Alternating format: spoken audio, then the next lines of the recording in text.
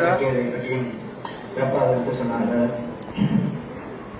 அதுபோல வீடு கட்டு என்பது எந்த அளவுக்கு சமமானது என்பதை கட்டுவதற்குத்தான் தெரியும்.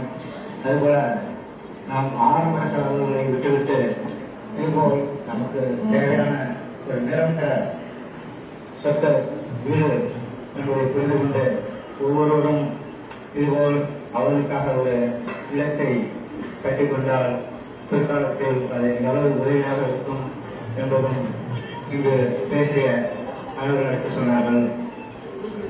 இந்த நேரத்தில் அவர்களுக்கு எனது நல்வாழ்த்துக்களை தெரிவித்துக் கொள்கிறேன். 2 மாதங்களுக்கு முன்பாக பூமாரிலே தமிழ்நாடு ஒத்துழைப்பு சங்கம் செயற்குழு கூட்டப்பட்டது. அந்த கூட்டத்திலே சென்னையிலே வெறும் அவர்கள் மாநாடு நடத்துவதும் இளைஞரின் 10வது ஆண்டு விழாவையும் முற்போக்கு சங்கத்தின் 60வது ஆண்டு விழாவும் நடத்துவதாக தீர்மானம் போடப்பட்டது.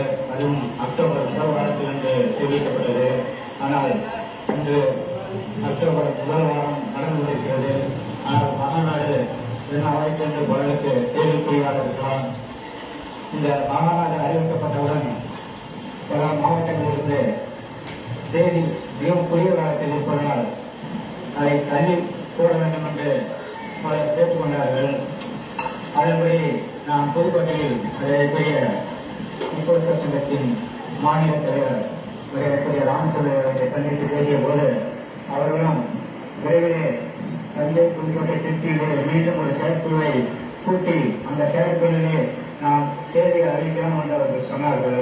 அதனால் விரைவிலே இந்த செயற்குழு அறிவிக்கப்படும். அதில் நமது 60வது ஆண்டு விழாவும் இளைஞரின் 10வது ஆண்டு விழாவும் தேதி சென்னையில் நடக்கின்ற தேதியை அறிவிப்போம் என்று தெரிவித்துக் கொள்கிறேன். மற்றும் இந்த வருகின்ற அக்டோபர் 30ஆம் தேதி பசுமனில் நமது இதய தெய்வம் தேவரவனின் ஜெயந்தி நடைபெற உள்ளது. ஒவ்வொரு ஆண்டும் நாம் தேவருடைய ஜெயந்தியை சிறப்பான முறையில் கொண்டாடி வருகிறோம். அதுபோல இந்த ஆண்டும் நாம் மிகவும் சிறப்பாக கொண்டாட வேண்டும். காரணம், இதுவரை நாம் தான் முதலில் தேவர் ஜெயந்தியை சிறப்பாக தமிழ்நாட்டிலே கொண்டாடி வருகிறோம். நாம் தான் என்ற பெருமையை நாம் பெற்றிருக்கிறோம். அதற்கு பிறகு இன்றைய அரசியல் உள்ளவர்கள் எல்லாம் தேவருக்கு விழா எடுக்க ஆரம்பித்து விட்டார்கள். இந்த வருடம் தமிழக முதல்வர் கூட வருவதாக இருக்கிறது. அதனால் நாம் எப்பொழுதும் போல இல்லாமல் இந்த வருடம் இன்னும் சிறப்பான முறையிலே இந்த ஜெயந்தியை கொண்டாட வேண்டும் என்று உங்களை கேட்டுக்கொள்கிறேன். அதனால் நீங்கள் அனைவரும் அதிக அளவில் வாழ வேண்டும் என்று கவலைப்பட வேண்டும் என்று இந்த நேரத்தில் உங்களை கேட்டுக்கொள்கிறேன். இந்த இளைய திருப்பமனை பூவிழாவை ஏற்பாடு செய்த அன்பு சகோதரர்கள் குடும்பத்தினர் சீரும் சிறப்புடன் வாழ வாழ்த்தி விரும்புகிறேன். நன்றி.